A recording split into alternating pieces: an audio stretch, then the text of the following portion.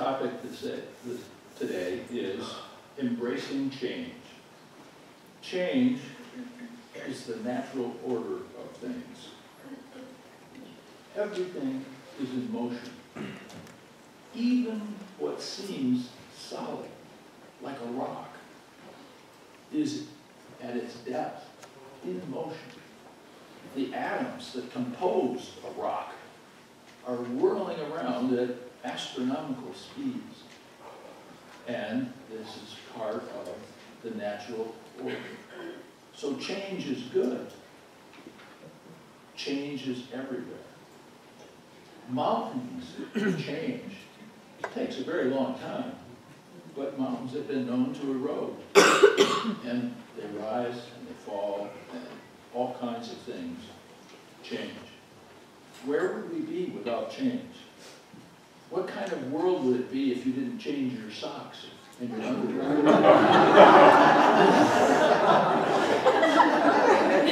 Change is good, because change is the way things are. And I know that you know that the human being has a resistance to change.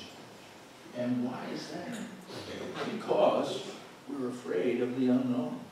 We're afraid that something is going to happen. And we resist change. And that's just not very skillful. In fact, you could even go farther. You could say it's downright silly. Because change is going to happen. Change is the way of the world. So, what are we after? We're after being comfortable in the world, being able to live fully. And if you are planning to live fully, it's appropriate that you learn how to deal with change. Sometimes change seems to be stressful, seems to be a cause for the rising of fear. And why would that be? What possibly could give rise to that feeling? It's just simply a matter of comfort. Because we're all comfortable, for the most part, in the skin that we're wearing and walking in the shoes that we walk in. So, we don't really want to go somewhere that isn't comfortable. And if some abrupt change happens in our lives, you never know what's going to show up. People have accidents, they have illnesses, all of those things happen, and you never know what's going to happen. And the appropriate way to be fully alive is to be okay with whatever shows up. Even if it looks like the worst disaster in the world. I can tell you that I've experienced disasters that turned into great blessings. And it didn't turn into a blessing until I saw it as something good. So when I labeled it a disaster, I experienced it as a disaster. It didn't feel comfortable at all. I was very sad. But as soon as I saw what had come out of the ashes, the phoenix rising, I said, wow, that was really stupendous. I'm really glad that that disaster happened. Because if it hadn't happened, I would not have been where I was at that moment. And that's always the way it is. You can't be here without having walked where you walked. That's just the nature of existence. The other thing that's true is that nothing lasts forever. No thing in the world lasts forever. Even mountains erode. Even the wonderful little red sports car that you just bought will, after the passage of some level of time, turn into a rust bucket. That's just the way it is. And what are you going to do with it? So the appropriate thing is always to say, yeah, and so what's next? That's the appropriate approach. There's a quote that I ran across from a woman named Karen Kaiser Clark. And it goes like this: life is change. Growth is optional. Choose wisely. So there are 6 lessons that we can talk about that ease your passage through change. The first is reduce expectations. We all too often have very specific expectations about the way things are supposed to be. You know, that's just what I expect. And guess what? When you have expectations that turn into rigid, formulaic ways that you want things to go, you are bound to be disappointed. You always are going to be disappointed. And that's the thing about disappointment. You can't be disappointed unless you first have an appointment. So when you create your view of the way the world should be, simply say, I have preferences, but I don't have any expectations. It's always good to have preferences. I suggest that even God has preferences, but doesn't demand any particular outcome. That's the way that you can be in the world in a way that doesn't add to your stress level. Because when you are stressed, you are actually impacting your physical body. Stress creates the endocrine system to turn out things that are not helpful, things that cause biological impact in your physical body. Every cell in your body contains information. And when it gets a message from the brain that says, stress, ooh, guess what? The body goes into a funk. And it literally, if it continues, will make you ill. So why in the world do we do that to ourselves? Oh, well, I'm afraid of what might happen. Well, so reduce your expectations. Simply have preferences. And the next lesson is acknowledge change. You know, there's a great bumper sticker that's sort of a transposition of another bumper sticker I've seen. But it goes like this: shift happens. And you can imagine what the other one is. In fact, you've probably seen it. But shift does happen. It's an ongoing process. It's what the world is up to. Because if we don't change, we die. Because the body is always in a process of growth, and the mind and the soul is always on a path of greater discovery and greater unfolding of our inherent nature. So just be aware that shift happens. Don't get bent out of shape because something is changing. The third lesson is accept change. Welcome it, because it is the process by which life continues. Where would we be if change didn't happen? You know, if we didn't have the change from season to season, it might even be boring. If you lived in a climate that was always the same, you'd get kind of bored, maybe. Some people move to Florida, but, you know, that's all right. But if we didn't have the change from spring to summer to fall to winter, we would be missing out on an inherent part of what life is up to. So, change to unfold and try to learn from the transformation that's taking place. Try to learn the lessons that we're here to learn. We're here to unfold our higher selves, to unfold and become aware of who we can be and to be grander versions of ourselves.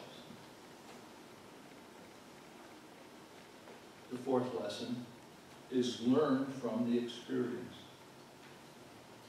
If you accept and embrace change, you will start looking for and finding lessons, because that's inherent. If you are open to being in the process, lessons will show up. You've heard the expression, when the student's ready, the teacher shows up. That's exactly the way the world works. When you are open to whatever is going on around you, you literally are learning lessons that are of great value in living life fully. And that, who doesn't want to live life fully? That's what we're up to. That is absolutely what we're up to. So, if you are willing to be in the sea called change, and there's an expression that we're familiar with called sea change, and that's part of the world, is things change. Be willing to be in that flow and allow yourself to learn lessons. The fifth lesson is to recognize that you're growing stronger. You are becoming unshakable. You literally are in the place where nothing will really get your goat. Nothing will really make you crazy. You are becoming stronger, more able to deal with what shows up when you realize that you are in the flow and you're not resisting. Remember, Neil Walsh's Conversations with God says that what you resist persists. And if you are resisting the natural flow of things, you are creating for yourself a disabling posture. You are bound for disappointments. You have an appointment and you're resisting what is wanting to come through.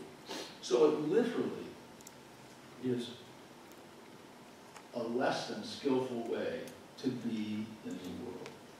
We find ourselves in the world. We live in a world of duality. We live in a world that changes because we are spirit having a human experience. So in the world of human experience, change is the order of the day. So we just simply say, it's going to happen anyway. I might as well go with the flow. And the sixth and last lesson is embrace the wisdom. Going with the flow brings peace and tranquility. You reach a level of understanding that we call wisdom. You simply are allowing what seems to be happening to happen. Now, does that mean that you shouldn't work for justice? No. Does that mean that you shouldn't work for peace? No. But, as God's song, if you're going to work for peace, do it peacefully. I was reminded when that phrase came out of the bumper sticker that says, support mental health or I'll kill you.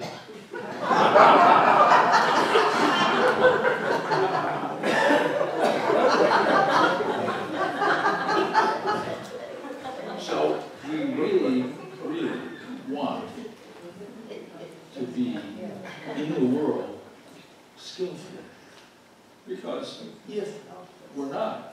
we're just causing ourselves upset and stress, and if it goes on long enough, physical disability.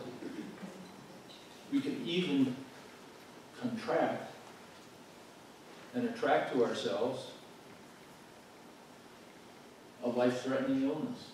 It happens. And it results from the positionality of the mind. The mind resists where we are and what we're up to. And that causes all kinds of unpleasant reactions.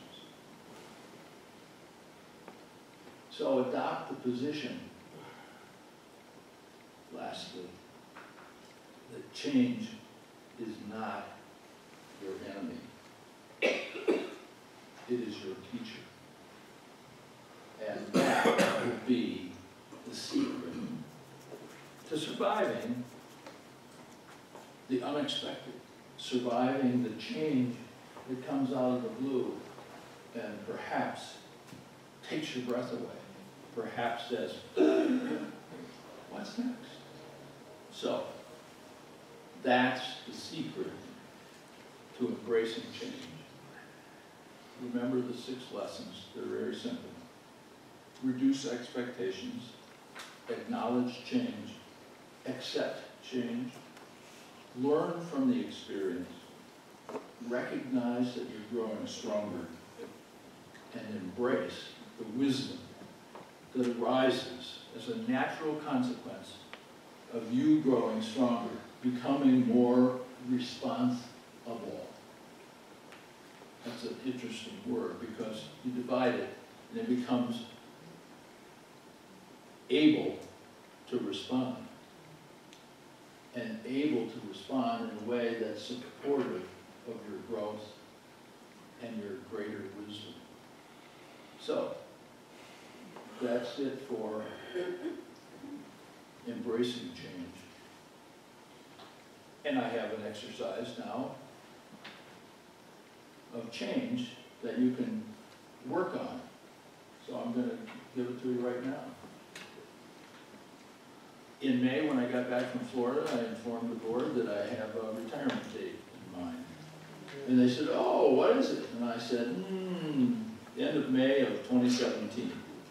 So there you have it. This is a public announcement that I will be retiring from this role at the end of May in 2017. Now, most of you may have heard rumors about that, or, you know, nothing lasts forever, including this bag of bones that I'm wearing. But I intend to turn over the complete reins of this organization to whoever is chosen to take over. And that may be 1, or it may be 3 or 6, or however it works out. I'm not disappearing. I am not moving to Florida. I am still here. My cell phone still works. I expect that I'll still have the same email address, david@interfaithspirit.org, the duration, either as long as interfaithspirit.org is still a valid domain name, or as long as I'm still functioning. So, as a bumper sticker says, relax and be peaceful. Don't get bent out of shape, because this is an opportunity for the greater growth of this organization. You know, it's been almost 18 years since we started, and we've come a long way. And I expect that to continue. So, instead of our normal process of open mic time, I'm going to invite the board up to talk about this process, because indeed there's been a whole lot of very diligent work put into this process. And the QCC is next Sunday after the service, and this will be an opportunity for you to air your grievances, to talk about your fears or your joys, and we'll be here. So, board, come on up.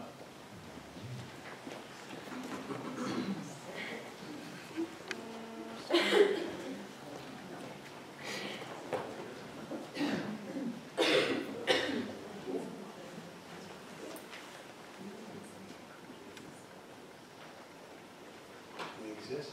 Okay,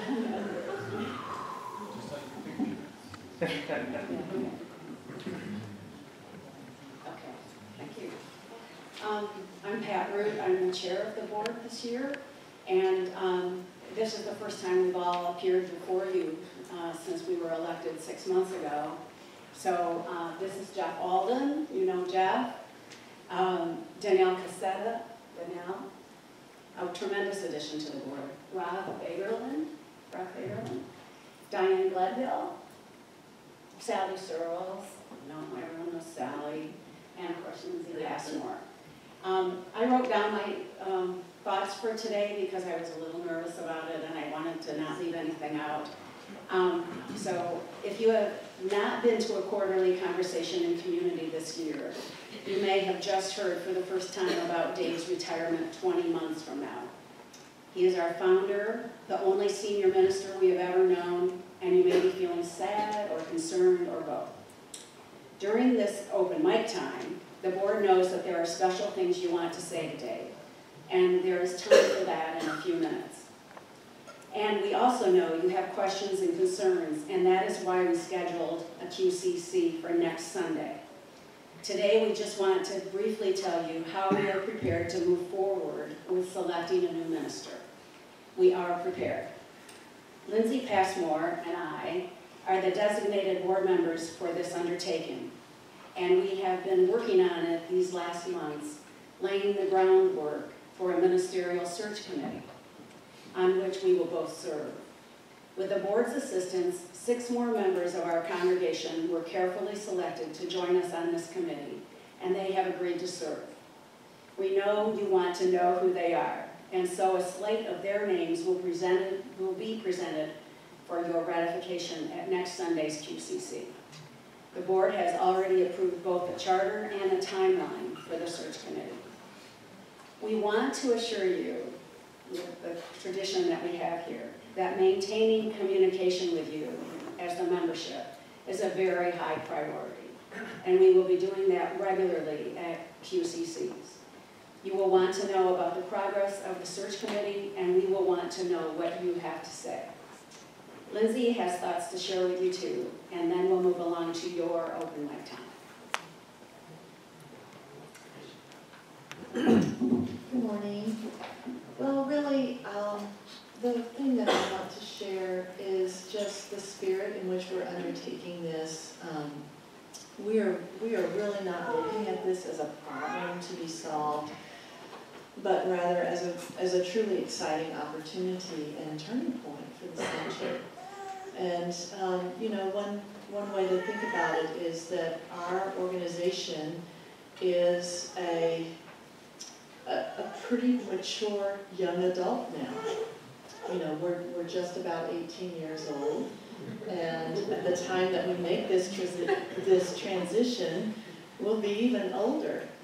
And the reason that I particularly want to say that is that those people who've been around for a while know that Dave contemplated and actually thought he was going to retire about 5 years ago, and we had a very difficult time, those who courageously undertook the task to replace him. And we were, you know, we were a pubescent organization at the time. So Pat and I have spent the summer months and early fall debriefing the folks who wonderfully led that last effort, and some really clear lessons came out of that, which was very helpful to us. So we're going forward a little bit older, a little bit wiser, and we've also been educating ourselves about best practices in ministerial replacement. There is actually a lot that is known and understood about how to do this well. So that's how we'll be proceeding, and we'll also be we're just excited and truly dedicated to this process, to moving forward in alignment with Spirit, in alignment with what this community stands for and who we are, and with great heart. So Thank you. That's it. It's everybody else's turn now. So it's open mic time. Where's the...